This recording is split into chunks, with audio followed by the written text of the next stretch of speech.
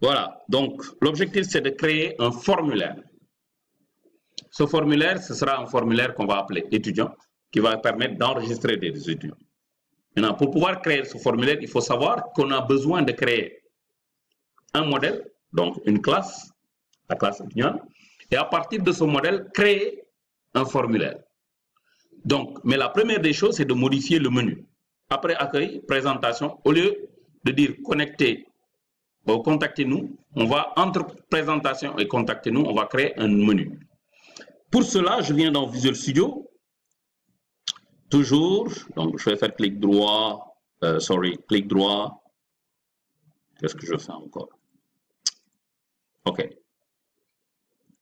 Fermer tous les documents. Alors, je viens dans Share, Layout, toujours dans View. Ici, j'ai les différents menus. Je viens ici, CTRL-C, CTRL-V, et je lui dis inscription. OK? Donc, je crée le menu inscription. C'est bien. Dans inscription, on va dans index et le contrôleur va s'appeler inscription avec S parce que je n'ai pas encore créé le contrôleur et je n'ai pas encore créé l'index. Alors, on va actualiser. Vous allez voir ici.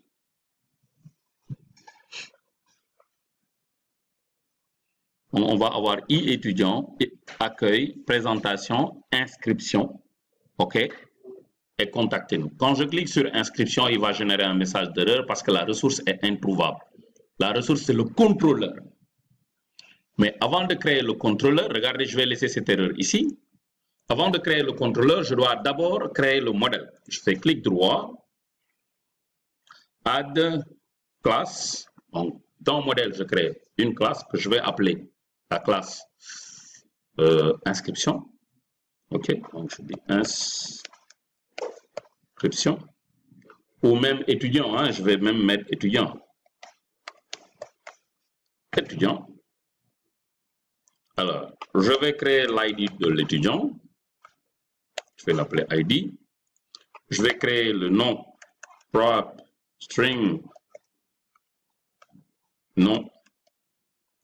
Là, je viens ici, CTRL-C, CTRL-V, nom, prénom, adresse et string that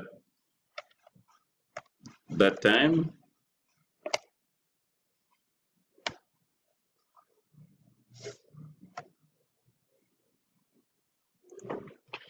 sorry, that time. OK. Ici, date naissance. Voilà, date naissance. C'est bon? Voilà.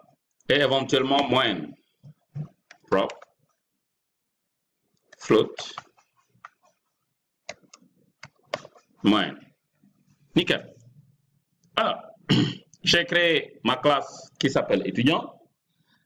Alors, ici, ce que j'ai oublié de vous dire, que ici, dans modèle, j'ai déjà un modèle qui s'appelle Identity Model. Dans Identity Model, j'ai cette classe-là qui s'appelle Application DB Context. Alors, puisque moi, j'ai ReSharper, je vais laisser la classe. Ici, il n'y a pas de souci. Hein? Alors, vous allez voir. Donc, je vais créer un contrôleur. J'ai créé le modèle. Je vais créer le contrôleur. Dans le contrôleur va me créer une vue. Donc, je fais add contrôleur. Le contrôleur, je vais dire contrôleur qui est intégré à Entity Framework. C'est le gestionnaire de base de données. Alors, je vais créer quoi? Étudiant. Là, il me donne automatiquement le nom étudiant. Mais je ne veux pas lui donner le nom étudiant. Je veux lui donner le nom inscription. Alors, il me dit, quel est mon data context? Je prends le data context par défaut et je lui dis add. Voilà. Alors, il me génère ce message d'erreur parce que je n'ai pas fait un build.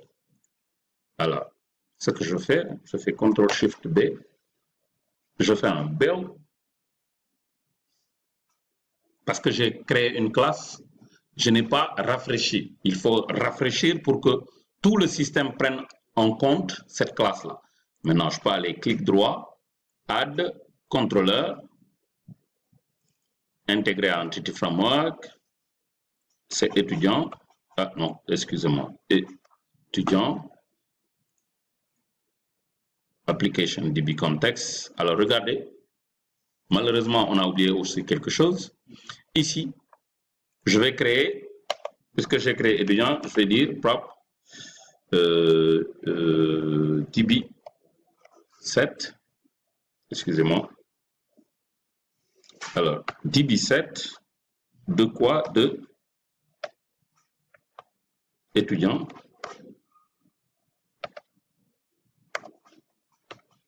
Que je vais appeler étudiant.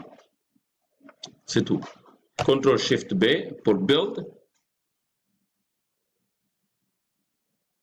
OK. Build successful. Et maintenant, je peux créer mon contrôleur. Add contrôleur. Intégrer à Anti-Framework. Étudiant. Application DB Context. Je vais appeler mon contrôleur inscription. Et je dis OK.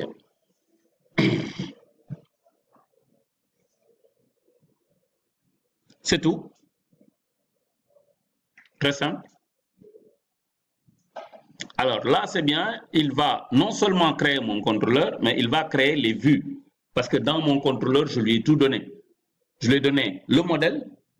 Je lui ai donné les règles de gestion. C'est quoi? C'est créer un formulaire d'inscription, un formulaire de modification, un formulaire d'édition et un formulaire d'affichage.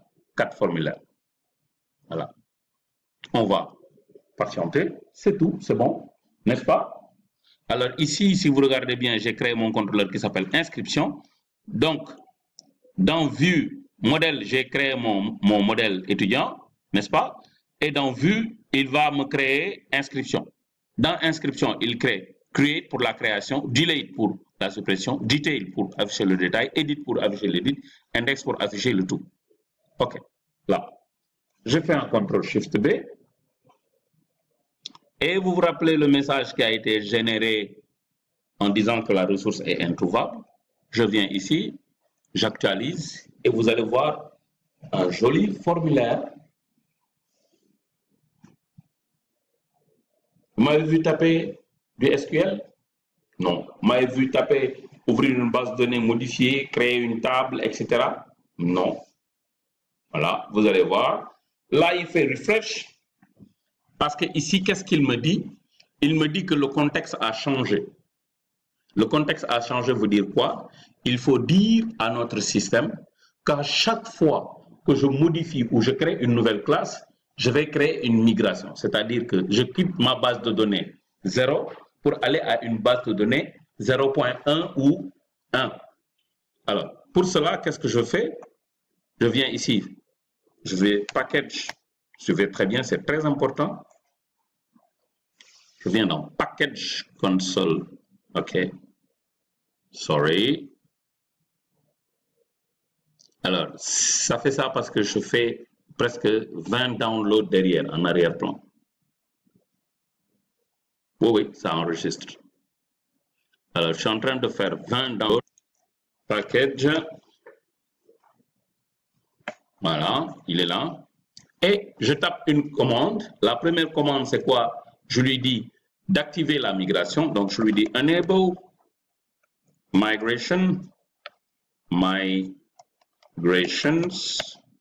OK. C'est comme sur Linux. Hein? Je vais activer la migration. Donc, ceux qui aiment bien les lignes de commande, vous êtes bien servis. Enable Migration va créer un répertoire qui va suivre l'évolution de ma base de données. Ma base de données va évoluer puisque je vais créer des classes, je vais ajouter encore des classes et je vais modifier des classes. Donc, il faut que je suive tout cela. Et pour pouvoir suivre tout cela, je crée Enable Migration. OK? Maintenant, je peux faire un Add Migration. en lui disant ma base version 0.1. Je lui dis 0.1. Voilà.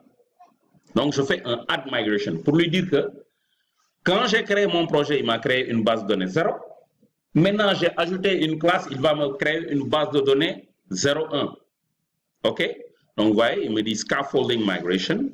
Et maintenant, puisque c'est bon, je lui dis update migration. Update database. Voilà, update. Donc, ici, moins verbose. Ceux qui connaissent Linux, verbose, c'est le mode bavard qui va afficher toutes les informations. Update database. Moins verbose, vous voyez, et je fais entrer.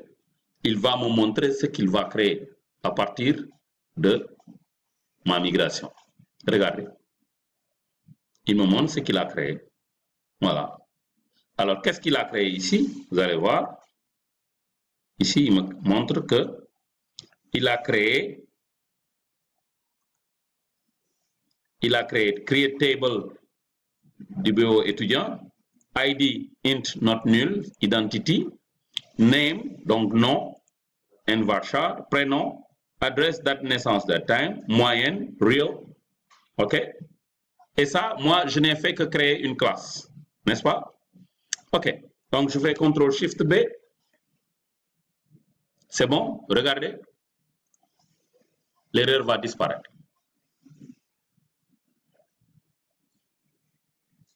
L'erreur disparaît et j'ai un joli formulaire. Tout est déjà prêt, tous les boutons sont prêts, je n'ai pas besoin de coder les boutons. Je peux les personnaliser, je peux les modifier, etc., etc. Voilà. Nice. Alors, regardez. J'ai index, je n'ai aucun étudiant. Je vais vérifier ma base de données aussi. Updater, table. Je fais clic droit, refresh. Vous allez voir ici. Étudiant est là, n'est-ce pas? Je peux faire clic droit, show table data. Il n'y a rien. Je viens ici. Je fais create new. Je vais créer un nouveau étudiant. OK? Alors, regardez, suivez. Donc, je lui dis Jiba. Voilà. Adresse Jepel. Ou même que nous c'est. Date de naissance 01 1955. Moyenne 19. Et je mets create. OK? Je vais voir ma base de données. Je fais un refresh.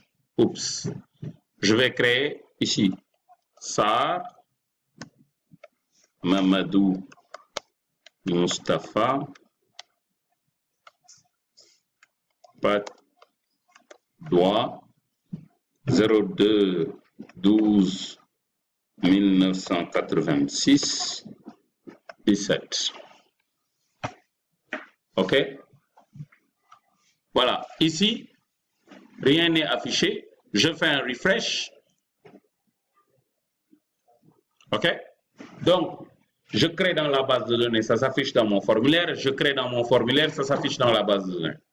Alors, supposons que j'ai fait une erreur dans la base de données. Donc, je dis edit.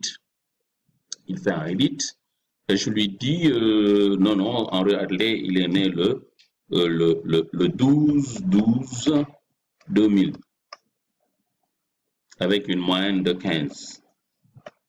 Et je dis save. Là, il a fait save. Est-ce que dans la base de données, il a fait save? Pas encore. Refresh. 12-12-2000 avec une moyenne de 15. OK? Je vais faire un delete. Bon, detail, c'est pour afficher le détail. OK? Back to list. Là, supprime. Je vais supprimer. On voit que ici, c'est supprimé. Est-ce que ici, c'est supprimé? Actualiser. Voilà, c'est supprimé. Donc, voilà, les gars, ce qu'il y avait à